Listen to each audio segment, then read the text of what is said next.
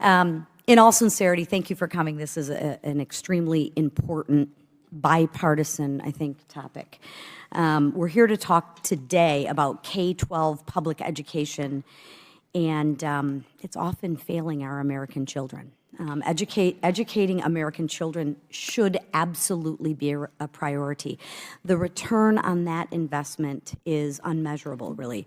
During the pandemic, children's education was put on the back burner. Teachers were put on the back burner, and the left chose to keep schools shuttered and put policies over students, right? We got to get back to both sides caring about the student. The problem since the pandemic is it's only gotten worse.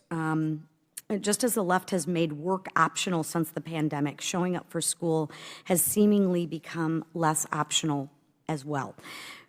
I want to talk about chronic absenteeism. Missing at least 10% of the school year was 74% higher last school year than prior to the pandemic. That's scary to me. I mean, if children and students aren't in school, it's very difficult for them to grow, for them to learn, whether it be educationally as well as socially.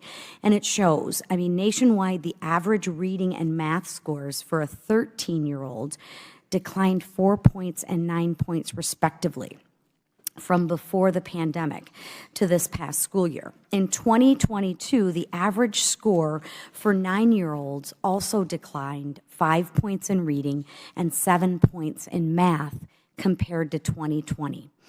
Prolonged school closures were a major cause of this failure. When children aren't in school and they're not going to school, it's difficult for them to learn. And I think that the children are crying out for help. Students can only benefit from teaching, extra tutoring, and extended class time if they are at school. So instead of addressing the students' performance, schools are investing in non-academic programs to serve political agendas. We need to get back to getting the politics out of school and getting back to reading, writing, and arithmetic. Leave the social agendas for the parents, please.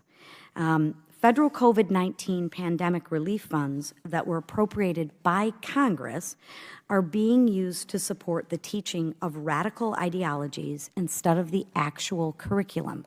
Reading, writing, arithmetic, right? Let's get those math scores up. Let's get those reading scores up.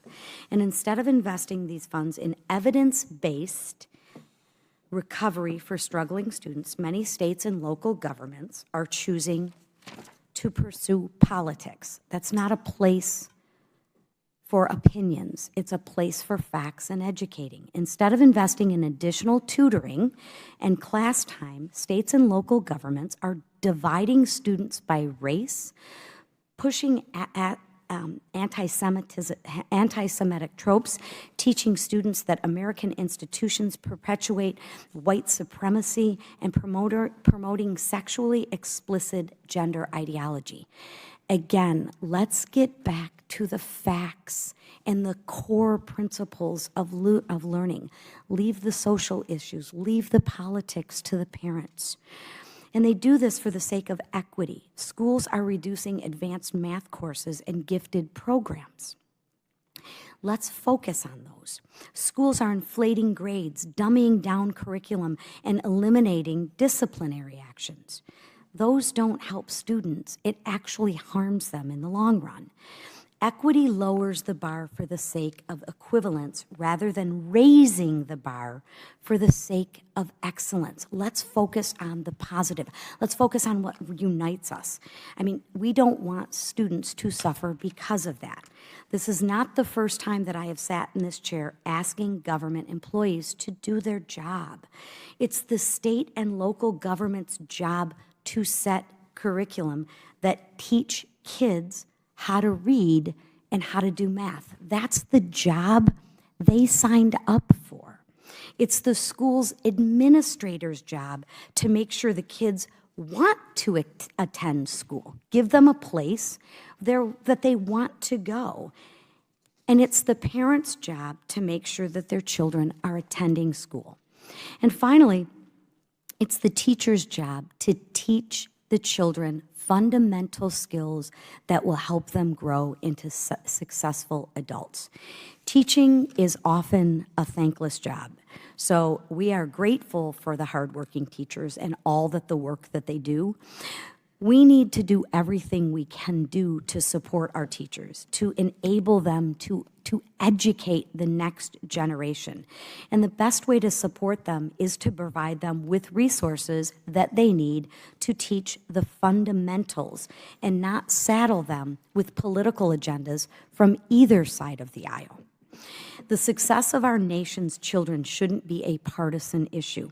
I hope that we can find ways to come together and agree to do everything possible to ensure that our children's education is a priority. I actually believe this committee puts children first and puts their education first. And we are all trying to make good investments into our students for a better future for not only the students, but for everyone. To the panel, thank you for being here for the subcommittee today. I'm looking forward to having this very important discussion with you. And I now recognize Ranking Member Porter for her opening statement.